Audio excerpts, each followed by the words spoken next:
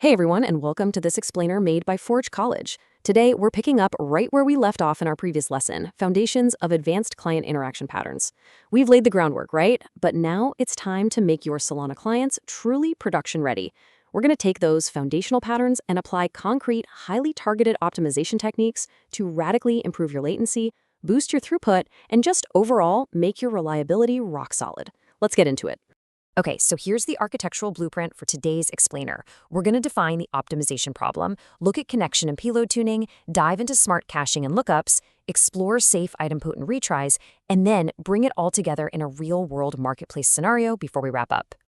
Starting with Section 1, the optimization problem, or as I like to think of it, upgrading our incredibly inefficient courier service. So you might be wondering, why is our client still so painfully slow? Well, think of our unoptimized client like a delivery driver who insists on paving a brand new asphalt road for every single package they deliver. It's totally exhausting. I mean, why are we waiting on costly TCP and TLS handshakes when we could actually be executing useful logic on the blockchain? Every new connection just burns CPU and adds latency.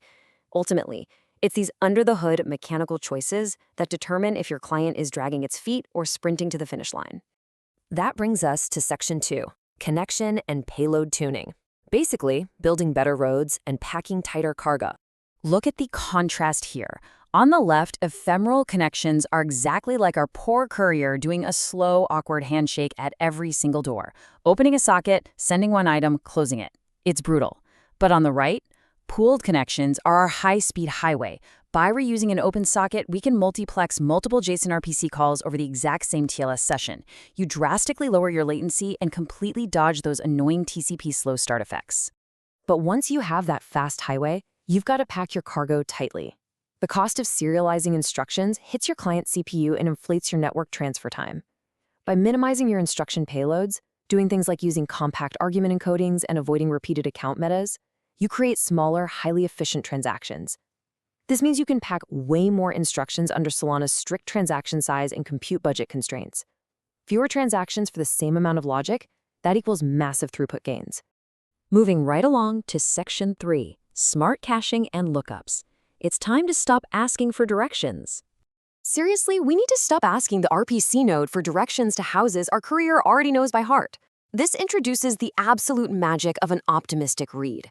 A lot of operations rely on data that barely ever changes, like program registries, right?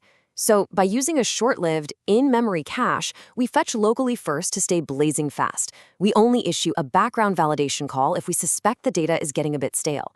You're basically trading perfect, down-to-the-millisecond consistency for ultra-low latency. It's a game changer. Furthermore, look at how we actually plan our account lists. Sending redundant or out-of-order accounts bloats your transaction and forces extra RPC fetches. The old way is serial account fetching. You ask for account A, you wait. You ask for account B, you wait. It's agonizingly slow. The optimized way is parallel pre-flight lookups. Whenever possible, you want to derive your addresses deterministically, group the accounts you reuse across instructions, and prefetch them all in parallel before you even begin constructing the transaction. All right, Section 4, safe idempotent retries, handling those inevitable delivery failures gracefully.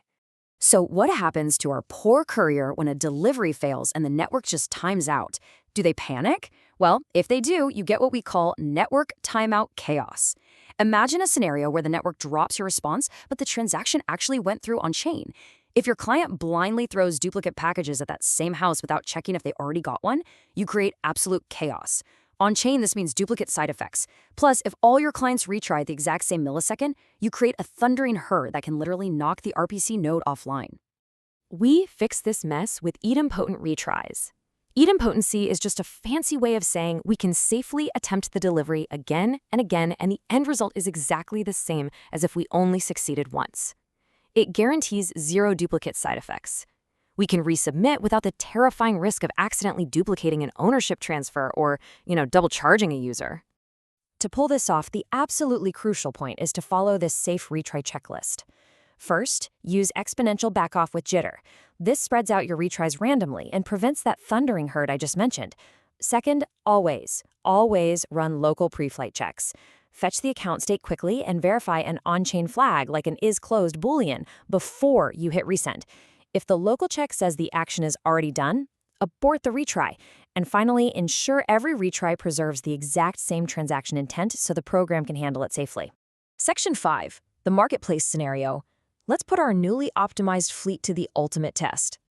Imagine a user on a Solana marketplace who wants to publish a listing update and atomically accept a purchase. Our new, hyper-optimized workflow executes 4 very precise steps. 1. We reuse an open socket for the RPC endpoint. 2. We fetch the buyer, seller, and listing accounts in parallel. 3. We batch the update and accept instructions to avoid race conditions. And 4. We wrap this mega transaction in our safe and impotent retry logic. When you look at these mechanisms side by side in this engineering spec sheet, the results are just undeniable. By combining connection pooling, instruction minimization, smart caching, parallel lookups, and strict retry discipline, we can drop pre-submit latency from hundreds of milliseconds down to just tens of milliseconds for the exact same endpoint. It is literally a night and day difference in performance. Finally, Section 6, Conclusion and Next Steps. Let's do a quick review of the blueprint. We have successfully transformed our client library from a sluggish script into a highly tuned machine. Let's lock in these takeaways. Pull your connections to kill that handshake overhead. Shrink those payloads to fit more logic into a single transaction. Use optimistic validation to skip unnecessary reads. Fetch in parallel, and whatever you do, never retry blindly. My best advice, keep your metrics centralized. Track things like TCP connections opened per minute, and let the data tell you exactly how to continually tune your cache and pool sizes.